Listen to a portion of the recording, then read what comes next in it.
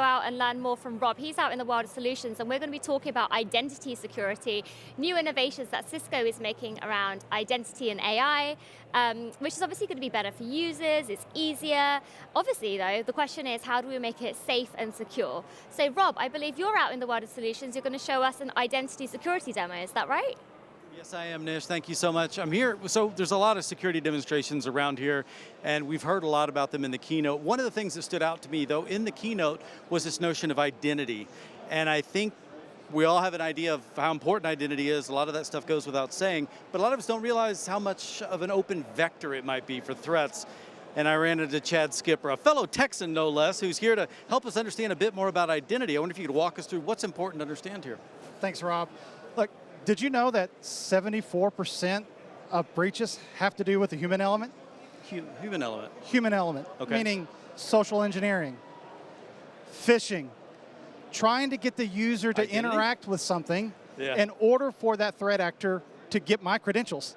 Right, okay. Because once I have my credentials, or a threat actor has my credentials, I get in, they basically have free reign within the organization. And that's why today we have announced Cisco Identity Intelligence, because there's been a blind trust between authentication and access for years. So you're talking about when I authenticate, there's an automatic authentication equals access, no questions asked. You're saying that's a mistake.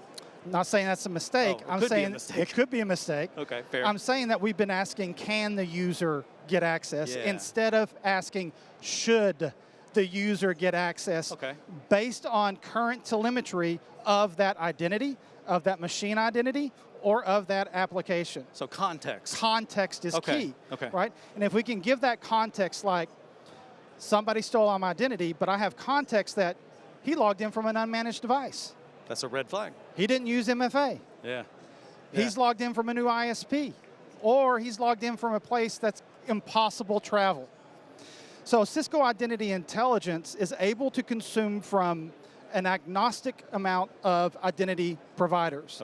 And pulling in all of that information, we now can infuse identity intelligence into things like Duo, XDR, and secure access in order to provide knowing and ongoing identity intelligence in real time, so that we can either prevent or reduce that threat actor from doing any damage inside of the organization.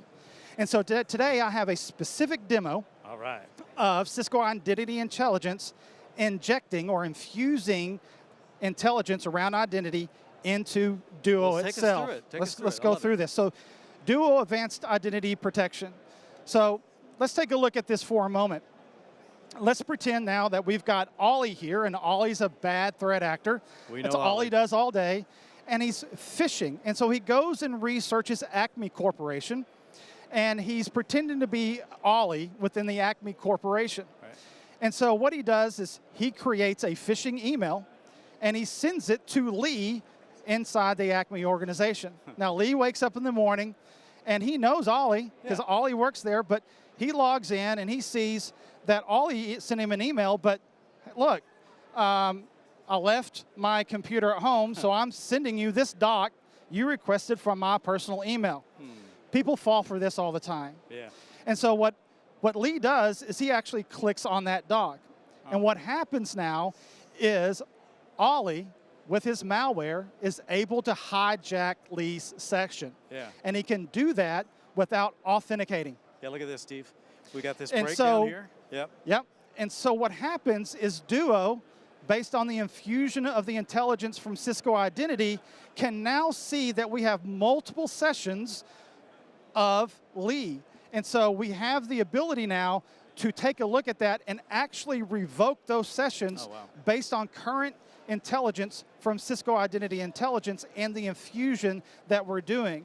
Not only that, we can actually provide the compromised session, and here you can see the details of that compromised session of Ollie compromising Lee's session. And what happens is Ollie now can see exactly what Lee sees.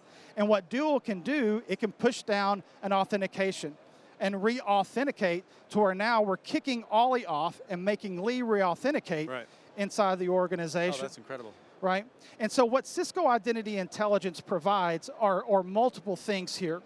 And so, first of all, it can provide, create a user inventory of all of your users. Okay. It can look at your MFA adoption. It can look at your user and session investigation. But more importantly, we're doing continuous posture and threat detection.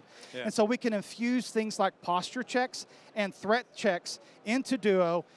And in the end, what we're really here to do is either prevent or reduce that threat actor from gaining access inside of the organization. Yeah. Well, thank you so much. You're welcome. I love the fact open threat vector are things that we really aren't thinking about, and it's really just taking a pause between that notion of authentication, should it equal access? Make sure you've got tools in place to be able to answer that question intelligently for yourself.